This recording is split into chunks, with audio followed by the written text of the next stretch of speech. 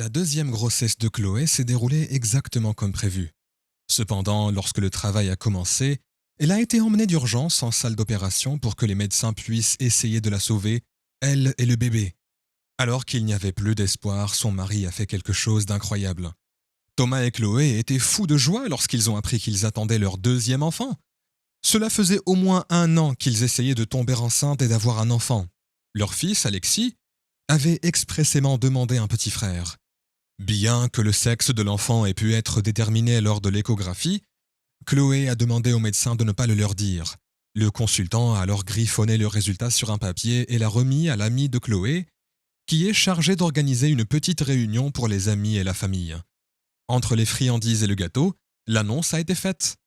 Tout le monde se réjouit lorsque des ballons violets et roses descendent et se collent au plafond de l'appartement, indiquant qu'il s'agit d'une fille. Mais personne ne pleure plus fort que Thomas. Le futur père a embrassé sa femme et son fils en réalisant que son rêve devenait réalité. Il était réconfortant de voir à quel point le père était excité par l'arrivée de sa fille. Puis, en tant que fan des Red Sox, il s'est exclamé « Je vais aussi lui apprendre à jouer au baseball », ce qui a fait rire tout le monde dans la salle. Thomas et Chloé se sont rencontrés pendant leurs études universitaires. Grâce à ses capacités de frappe et à son titre de champion régional à l'âge de 16 ans, il a été admis dans une bonne université. Malheureusement, en raison d'une blessure à l'épaule, il n'a pas pu jouer professionnellement, mais il a joué pour l'université. Il a toujours affirmé que ses meilleures performances sportives se produisaient lors des entraînements sur le campus. Thomas a remarqué Chloé, une jolie fille qu'il n'avait jamais vue dans le coin. Après avoir frappé une balle et l'avoir envoyée dans le ciel, elle était accompagnée d'un ami. « C'est le plus beau coup de ma vie parce que il m'a apporté toi », dit Thomas à Chloé lors de leur vœu de mariage devant tous les invités. 1 an plus tard, la cérémonie de remise des diplômes de Chloé s'est déroulée dans la simplicité et l'élégance. Thomas a troqué sa batte contre une calculatrice pour devenir ingénieur, mais il est resté fan de baseball. Sa plus grande joie dans la vie a été la naissance d'Alexis, qui frappait déjà des balles avec son père à l'âge de 3 ans. Thomas et Chloé ne s'attendaient pas à que leur fils soit aussi sportif que son père. Il aimait lancer des balles dans le jardin et Chloé adorait l'emmener au match des Red Sox. Thomas et Alexis avaient l'habitude de s'allonger à côté de Chloé dans le lit, écoutant des coups de pied et les mouvements du bébé, car ils attendaient une fille. Tout semblait parfait, mais le destin de la famille allait prendre un tournant dramatique. À l'approche de la date prévue pour l'accouchement, Thomas et Chloé achètent d'autres articles pour assurer le confort du bébé. Un berceau, des vêtements colorés, des jouets et une abondance de couches remplissant la chambre du bébé. La date d'accouchement est fixée à 10 jours plus tard. Chloé était calme car elle avait déjà vécu ce processus et pensait savoir ce qui allait se passer. Cependant, un événement inattendu s'est produit au cours de l'avant-dernière semaine. Chloé s'est réveillée avec la sensation d'une légère contraction. Toutefois, comme cela ne semblait pas grave, elle et son mari se sont rendus à l'hôpital sans grande inquiétude. Ils voulaient s'assurer que tout se passerait bien. Cependant, lors du rendez-vous avec le médecin, les contractions se sont intensifiées et la poche des os s'est rompue. C'est alors que les choses ont commencé à se gâter pour la femme, qui a été prise de vertige et de nausées. Elle a été prise de nausées car les contractions ont perturbé son petit déjeuner. Elle n'avait pas vécu cette expérience lors de son premier accouchement. Mais elle pensait que ce n'était pas grave. Qui sait? Sa fille avait simplement annoncé son arrivée plus tôt que prévu. Mais Chloé se trompait. Quelques minutes plus tard, elle s'évanouit devant le médecin. Thomas est terrifié. Il n'a jamais vu sa femme dans cet état. Et même la concentration d'un joueur de baseball ne l'y a pas préparé. « Qu'est-ce qui se passe? Qu'est-ce qu'elle a ?» demande-t-il en vain à une équipe ébranlée par l'événement inattendu. Le rythme cardiaque de la femme s'est ralenti et sa tension artérielle est tombée à 0.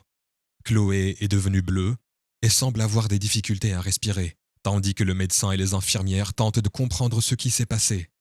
Son corps s'est rapidement retrouvé sur un lit, relié à divers appareils qui surveillaient son état de santé et le bébé qu'elle portait dans son utérus. Le problème, c'est que les signes vitaux du bébé ont commencé à décliner eux aussi. Thomas a senti un frisson lui parcourir l'échine. Il ne pouvait rien faire et restait là, stupéfait. Finalement, l'équipe médicale a compris qu'elle devait agir rapidement et a effectué des tests supplémentaires. Chloé souffrait d'une embolie de liquide amniotique une réaction allergique rare qui se produit lorsque du liquide amniotique pénètre dans la circulation sanguine de la mère. Le cœur et les poumons cessent alors de fonctionner. La femme a été transférée dans une autre section de la maternité, plus proche de l'endroit où l'opération devait avoir lieu. Thomas s'est vu refuser l'entrée par les infirmières. Il a déclaré qu'il devait passer du temps avec sa femme et sa fille. Malgré cela, les infirmières l'ont averti que la situation était grave et que les médecins devaient se concentrer car Chloé risquait de ne pas survivre. Si Chloé survit, elle ne sera plus jamais la même. En entendant cela, Thomas a senti le poids du monde s'abattre sur ses épaules. Dans le couloir de la maternité, il avait envie de frapper les murs jusqu'à ce que ses poings saignent. Au lieu de cela, il s'est agenouillé et a appuyé sa tête contre le mur, utilisant toutes ses forces pour se parler silencieusement à lui-même. Ceux qui ont assisté à la scène n'ont pas pu dire s'il priait ou s'il espérait le meilleur. Quoi qu'il en soit, la scène était terrifiante. Thomas doit être fort car il est sur le point d'affronter l'une de ses plus douloureuses défaites. L'état de Chloé s'aggrave en salle d'opération et aucune précaution prise par l'équipe médicale ne permet d'éviter le pire. Le décès de Chloé est prononcé à 10h20 ce matin-là. Bien que la situation soit terrible pour tout le monde, le temps n'est pas au deuil. L'équipe est toujours déterminée à sauver le bébé. Thomas, quant à lui, faisait les 100 pas à l'extérieur. Il n'en pouvait plus. Le couple avait passé les mois précédents à préparer l'arrivée du bébé, à imaginer ce que serait la vie de famille et à fantasmer sur le visage de leur enfant. Ils n'avaient même pas encore choisi de prénom. Ils voulaient regarder leur fille et lui donner un nom. Et maintenant, il était seul, obligé de dire au revoir à la femme qu'il avait rencontrée par hasard il y a 10 ans, lors d'un match de baseball. Thomas est terrifié et impuissant. Il n'avait jamais vécu une telle chose et était décontenancé. Malgré tout, il essaie de ne pas perdre son sang-froid. Sa fille se bat encore et il n'abandonnerait pas s'il y avait une chance sur 100 de renverser la situation. Mais il ne pouvait pas laisser sa femme partir sans se battre. Thomas a alors relevé le défi de la seule manière qu'il connaissait. Il s'est agenouillé et a posé la question la plus douloureuse et la plus honnête de sa vie. Je sais que c'est plus que ce que je peux supporter, et peut-être que c'est plus que ce que je peux demander. Cela signifie peut-être qu'il y a un plan et une raison à tout cela. C'est ce que je vais croire. Tout ce que je demande, c'est que vous me laissiez serrer ma femme dans mes bras une dernière fois, dit Thomas depuis le sol du couloir. Il en avait désespérément besoin. Il s'est alors levé et a appelé sa famille et ses amis, leur demandant de venir à la maternité dès que possible. Ils se tiennent la main une fois que tout le monde est dans la salle d'attente. Ils ont réaffirmé leurs souhaits et leurs prières pour Chloé et le bébé. L'appel s'est répandu sur les réseaux sociaux de ces personnes, et bientôt, des personnes qui ne connaissaient ni Chloé ni Thomas ont exprimé leur soutien à la famille, en espérant le meilleur. Après les prières, tout le monde s'est rassemblé dans un coin pour attendre de meilleures nouvelles. Chloé est toujours en salle d'opération et les médecins tentent une dernière réanimation désespérée. Heureusement, la petite fille a été sauvée par l'équipe soignante de l'enfant. Elle est née en pleurant, mais surtout, elle a été séparée de sa mère et vivra. Malgré cette victoire, il n'était pas certain que le nouveau-né puisse être réconforté par sa mère dès son premier jour de vie. Thomas pleurait et riait en même temps en tenant sa fille dans ses bras. La sensation était indescriptible, dans le bon comme dans le mauvais sens. Il avait entendu parler de ces expériences bizarres qui perturbent l'esprit et les sens, mais ce n'est que maintenant qu'il a réalisé ce qu'elles signifiaient et à quel point elles étaient difficiles à exprimer. Il n'eut aucun doute sur le nom à donner à la jeune fille dans les quelques minutes qu'il eut pour la regarder. Marion, quel que soit le nom qu'on lui donnerait. Thomas était content d'avoir Marion, mais la perspective de la perdre assombrissait son bonheur. C'est alors que le destin a pris le parti de l'optimisme de l'ancien athlète. Selon le médecin, Chloé a répondu à la dernière tentative de réanimation.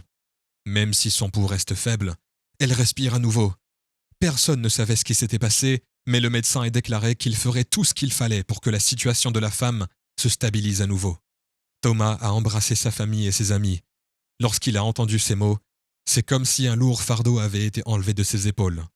Chloé a été transférée aux soins intensifs, où les médecins ont fait tout ce qu'ils pouvaient pour qu'elle continue à respirer.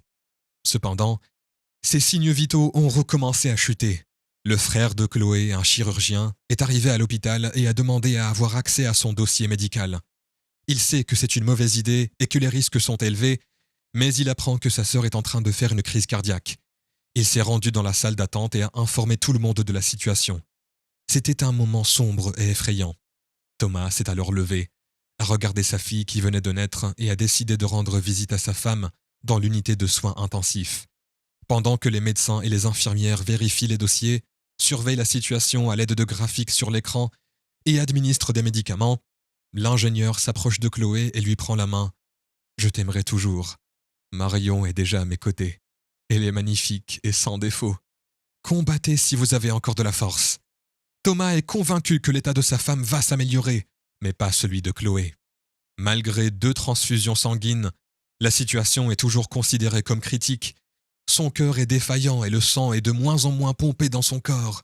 Ses poumons ont fini par cesser de fonctionner et elle a dû recourir à des machines pour respirer. Chloé avait froid et était inconsciente. Elle aurait pu mourir à tout moment, mais l'un des médecins a remarqué quelque chose qui était passé inaperçu auparavant. Il a remarqué qu'un des organes avait été coupé par erreur et qu'il saignait toujours sans qu'on y prête attention. Tout en réévaluant l'un des examens et en examinant la situation de la patiente. Puis, alors qu'elle était sur le point d'être déclarée morte pour la 2e fois, elle a été transportée dans la salle d'opération d'un autre hôpital. Le bâtiment était mieux adapté à cette situation. Il disposait d'une machine d'oxygénation par membrane extracorporelle. Celle-ci rétablit la capacité du cœur et des poumons à fonctionner. Ils ont également réduit le niveau de sédation de Chloé jusqu'à ce qu'elle se réveille, afin d'évaluer le fonctionnement de son système nerveux. Thomas revient dans la chambre et se trouve dans son champ de vision lorsqu'il voit la femme reprendre vie. « Bonjour, mon amour », dit-il en lui prenant la main. Chloé lui rend son sourire, malgré son désarroi et sa déception.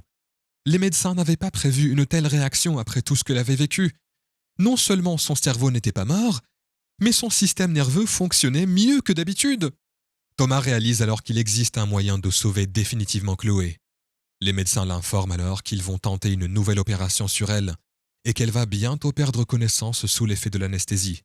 Thomas a fait courir Marion et a placé le nouveau-né pour la première fois sur les genoux de Chloé, permettant à la mère de toucher sa fille pour la première fois. « Mon amour, elle s'appelle Marion. Notre fille est arrivée et elle est en bonne santé. Nous t'attendrons à ton réveil », s'exclame Thomas, étranglé par l'émotion. Chloé est fragile, mais son visage et ses yeux changent radicalement. Voir et sentir sa fille semble réveiller quelque chose en elle et l'aider à reprendre des forces. Chloé est déterminée à se battre pour sa vie. Chloé s'est rendormie dès que l'anesthésiste lui a administré les médicaments. Thomas n'a rien d'autre à faire que de s'occuper de Marion et d'attendre. Alexis était chez ses grands-parents et ne se doutait pas que sa mère était en danger. Cet épisode a été le test de foi et de résilience le plus difficile auquel Thomas et nombre de ses amis et membres de la famille aient jamais été confrontés. Finalement, l'opération s'est terminée et l'état de Chloé s'est miraculeusement stabilisé. À ce stade, les médecins sont épuisés et déconcertés. Comment le corps d'une femme pouvait-il connaître à la fois la mort et la naissance de la vie ? Thomas pleure de soulagement. Il n'a presque pas pu annoncer la bonne nouvelle à ses parents par téléphone, car il tremblait encore. Il pouvait maintenant venir à la maternité pour rencontrer Marion et emmener son frère avec eux. Chloé a pu respirer à nouveau, normalement après l'ablation du respirateur 24 heures plus tard. Thomas, Alexis et la petite Marion ont enfin pu lui parler après quelques heures d'attente. La femme a manifestement beaucoup souffert, mais elle ne se souvient pas de grand-chose. Malgré son manque de force et sa tête lourde, elle voulait tenir sa fille dans ses bras une dernière fois. Thomas l'aide en plaçant l'enfant sur ses genoux. Les yeux de Chloé se remplissent de larmes lorsque Marion ouvre les siens et rencontre ceux de sa mère pour la première fois. Thomas s'assied à côté de sa femme et remercie Dieu en silence.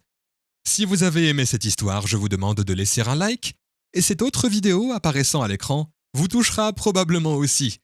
Je vous souhaite une excellente journée et je vous donne rendez-vous dans la prochaine vidéo.